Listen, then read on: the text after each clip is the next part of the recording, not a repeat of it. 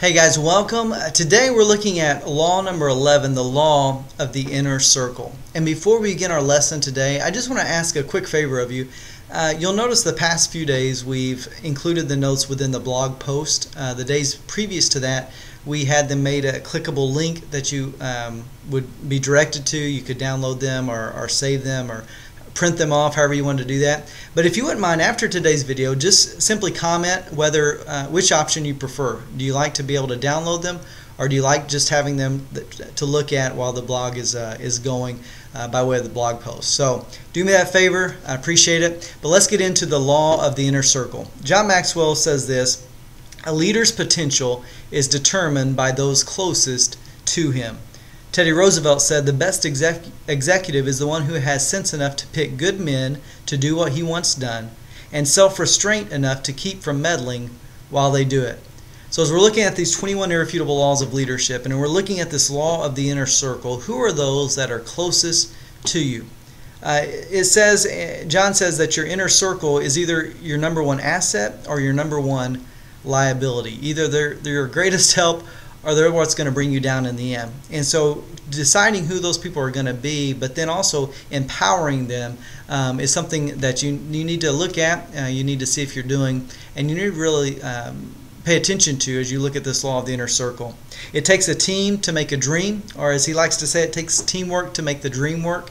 And then finally, if you're going to climb a mountain, you need a team. No matter what you're getting ready to start, whether it's a business, whether it's a church, new ministry, you're going to need a team around you to do that. And so look at the inner circle commitments. Number one is to develop a team leadership, to develop a mentality of this team leadership. Number two is to evaluate your team. It does no one any good to be on a team without evaluation. Everyone needs to know what they're doing right. They need to know what they're doing wrong, and we all need to realize that we're going to have both of those categories probably filled. There's very few times where we do things perfectly. Everything can always be improved, and so as you evaluate them, allow them to evaluate you in this whole process. And what we'll find is that this constructive criticism, once we take it for what it is, it's just trying to make the dream work, trying to accomplish a greater vision, a greater goal than ourselves. Once we have that mindset, then you're no longer ridiculing me, like we so often take criticism as, but we're just looking at ways that we can help improve that in which we're doing. And it may be some things that you need to change, maybe some things that the team needs to change, but we're all looking at this from a greater perspective. It's nothing personal, we're just looking at ways in which we can do better. Thirdly, develop your leadership team. How do you develop that team? What things do you bring into their life so that they're learning and they're continuing to grow? Things like this leadership series was created for the simple purpose that we wanted to make sure that our team was continuing to be developed. If we simply let them go from what they hear from me, we're going to get not very far. We need other experts to come alongside of us, others to come along and coach us, as is so popular the term these days. But we need those experts to come in and to train all of us, and there's no shame in that. We're not expected to know everything, but when we run an organization, when we run a church, and we feel as though we're the only one who can bring insight in, not only is that naive, but it has really kind of set the limit on where our organization, where our church is going to grow. And so continue to develop the team. Proverbs 16:13 in the Message says this: good leaders cultivate honest speech. They love advisors who tell them the truth. Don't get a team around you who's just going to be yes men. It's really nice to have because it makes us feel good, but in the end it accomplishes nothing. It inflates our ego. And as they say, we're never as good as other people say we are. We're never as bad as other people say we are. We're usually somewhere in the middle. And a good team around you, a good inner circle, is going to help you find that balance point.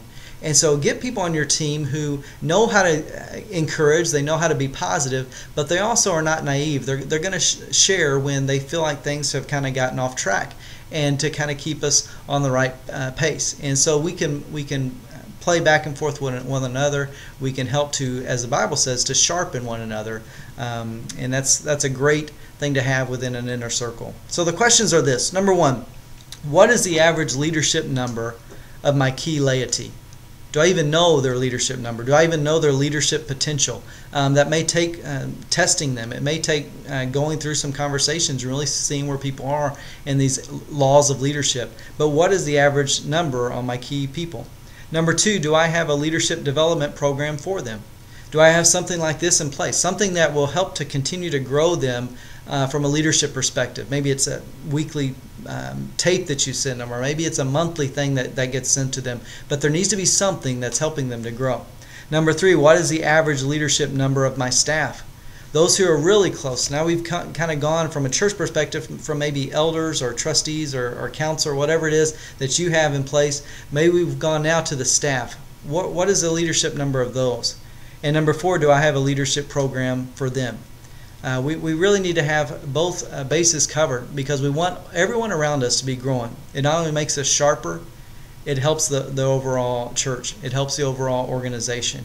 And so make sure that you have these policies instated. If you need something to kind of get you going, bring people through this series. It's not my stuff, it's John Maxwell stuff. And so maybe you want to find some John Maxwell books and go through that series together. Whatever you want to do, just make sure that your people, your inner circle, is continuing to grow, because it's going to make you grow as a leader.